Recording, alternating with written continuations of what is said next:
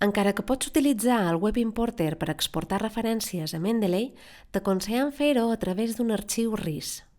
Vegem com es fa.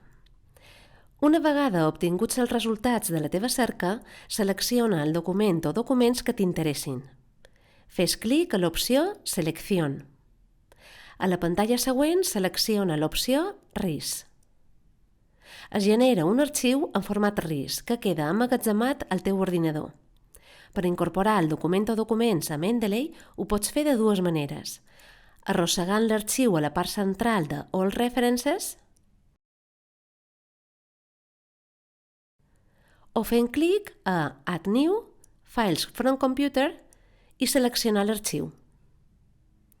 Les dades queden incorporades automàticament.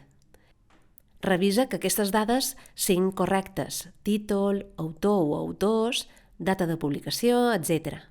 En cas que no s'hagi importat alguna d'aquestes dades, la pots afegir manualment.